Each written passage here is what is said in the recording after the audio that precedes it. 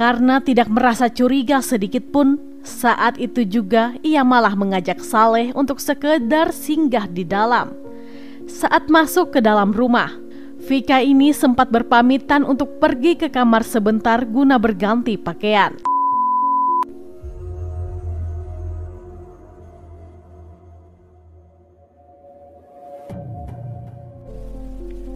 Hai semuanya, saya Anissa Kusuma dari channel Lembaran Cerita mengucapkan selamat menunaikan ibadah puasa bagi yang menjalankannya.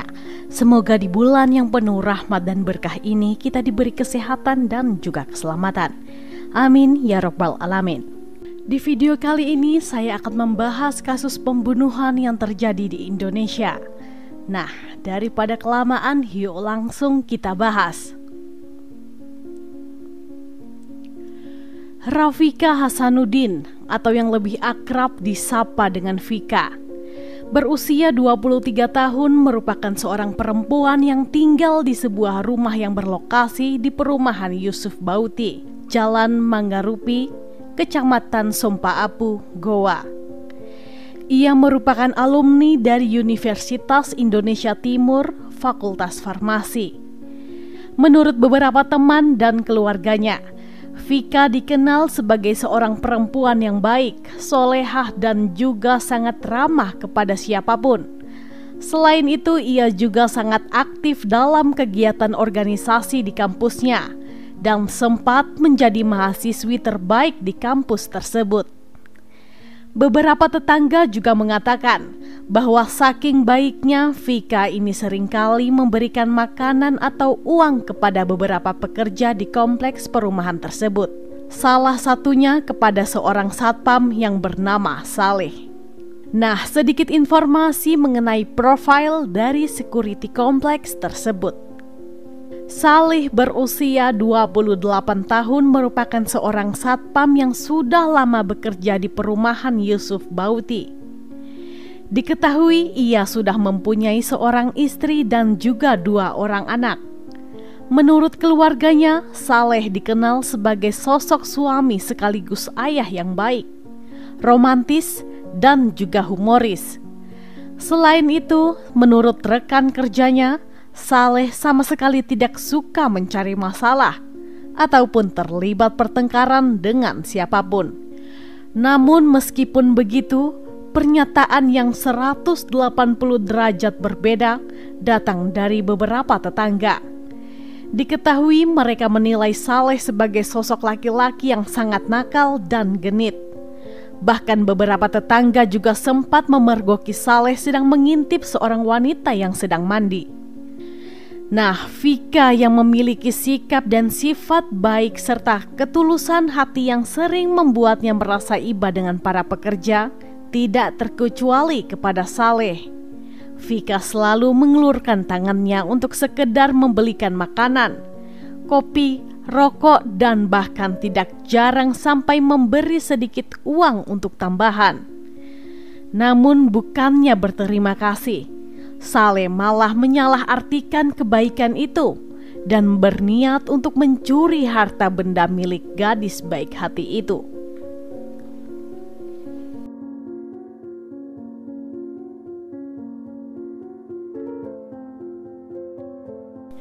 Pada 14 Januari 2017 sekitar jam 11 malam, Rafika yang saat itu baru saja selesai aktivitas di luar rumah memutuskan untuk pulang ke rumah. Ketika sampai di depan perumahan Yusuf Bauti, Vika tidak menyadari jika ada yang membututinya dari belakang. Setelah sampai di depan rumah, barulah ia menyadari jika sedari tadi dirinya diikuti oleh Saleh. Karena tidak merasa curiga sedikit pun, saat itu juga ia malah mengajak Saleh untuk sekedar singgah di dalam. Saat masuk ke dalam rumah, Vika ini sempat berpamitan untuk pergi ke kamar sebentar guna berganti pakaian.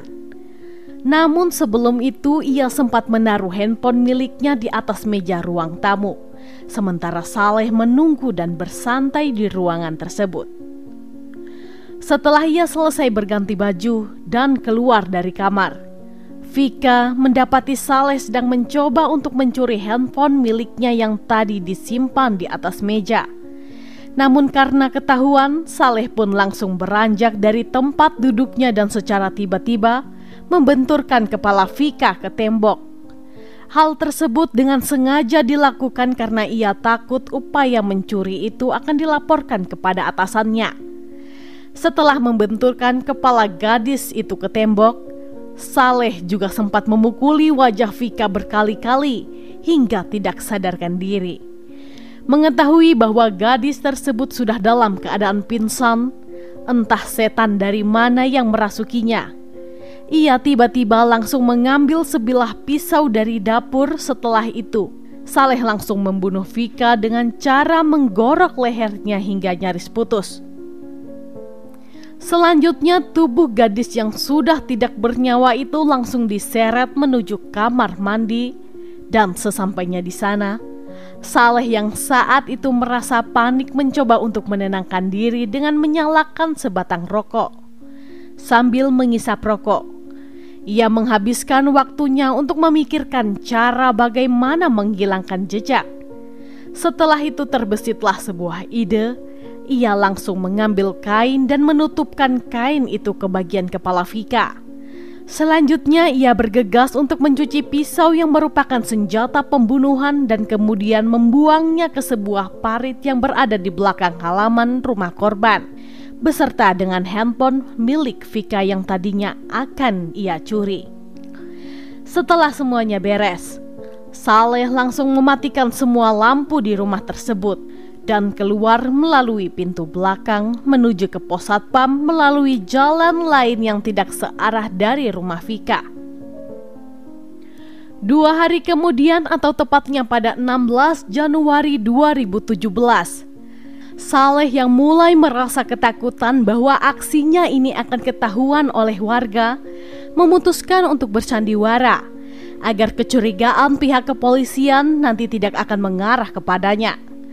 Saat itu ia segera menghubungi pihak kepolisian untuk melaporkan bahwa salah satu warga di perumahan tempatnya bekerja telah ditemukan meninggal dunia secara mengenaskan di dalam rumahnya. Pihak berwajib yang mendapatkan laporan itu pun bergegas untuk mendatangi lokasi.